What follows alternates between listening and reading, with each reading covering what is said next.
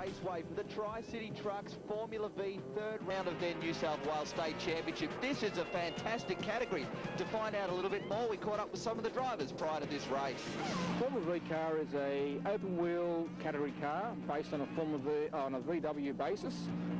We have two categories, a 1200cc class and a 1600cc class. Basically, it's just a format that is designed to save a lot of money, whereas you build a chassis, you have a standard H-beam front end out of a Volkswagen, and you run Volkswagen running gear. 1200 car basically is in the old format. Some of them still run drum brakes. They run a steering box. They have a 1200cc engine, obviously. The 1600 cars run about 3 to 4 seconds faster than the 1200cc cars. And everyone building a new car at the moment is all going to the 1600 cars. It's a good starting point to move on into other categories. And it's good fun racing. One of the senior members of the Tri-City Trucks Formula V race this weekend is Clem Farmer, who's been racing since '99. We thought we'd find out a little bit more about this identity. I started in 1999 with a Spectre. Basically, it was an off chance I went into a mate's workshop and saw a car there. I'd never seen a Formula V before.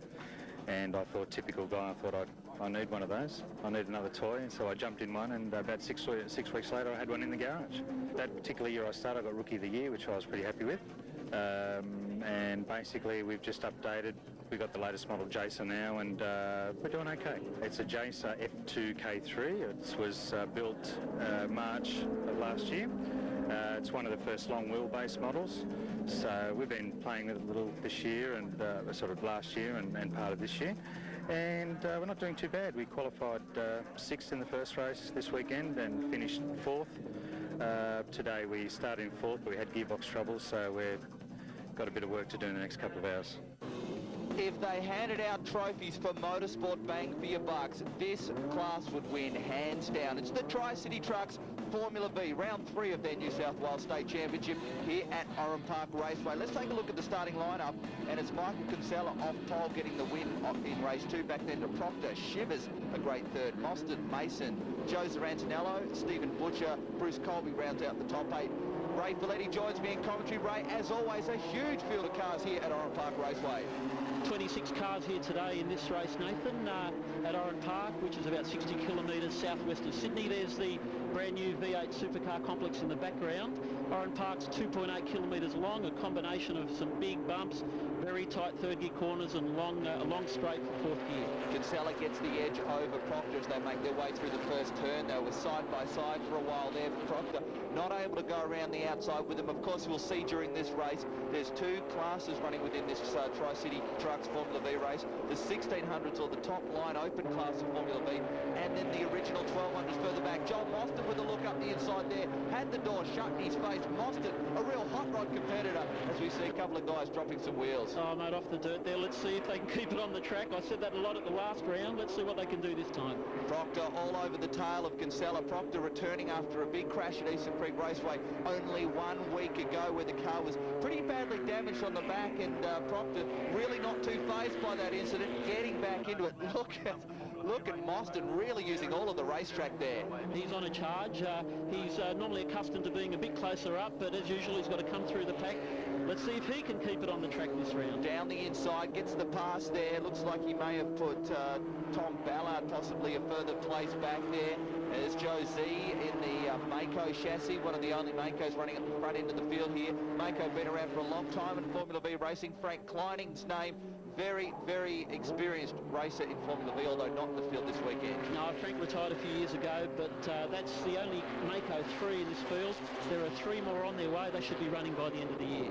So Proctor still all over the tail of Kinsella. Kinsella has been really the form runner in the Formula V series for New South Wales Championship throughout 2004, has, I believe, had 8 wins to Proctor's 2, and really is comfortable in the car, Ray. Oh, look, I think Michael's in peak form. He's confident in the car. He's done lots of development work with the help of Jim Hunter suspensions.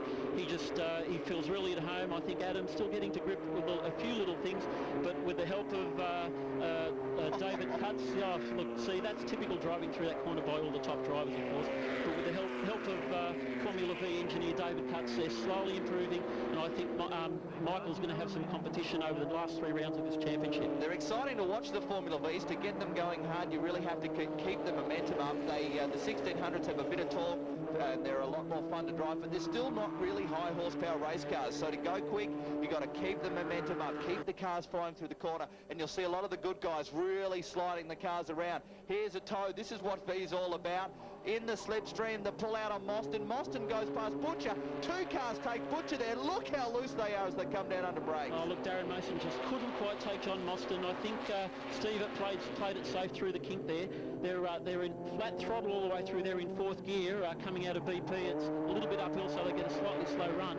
But through this section, they're down to 3rd, back up to 4th, down to 3rd through this corner, which is Conica Corner. They're going to hold 3rd gear, probably change up to 4th about here.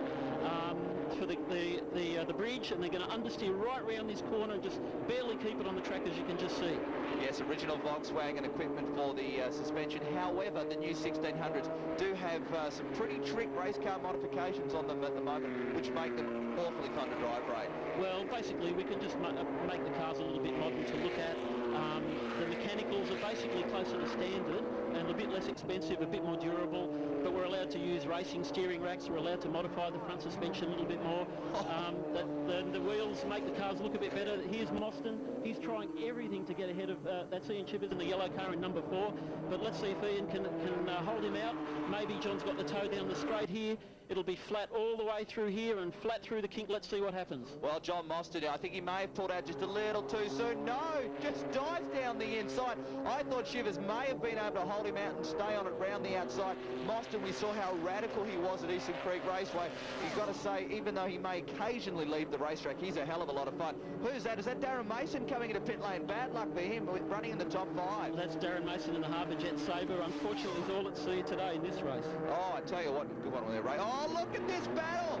Shivers look for the outside, and Mostyn decides, no way, I am hanging on to 3rd. He is a lot of fun to watch, that guy. He is. Look, he's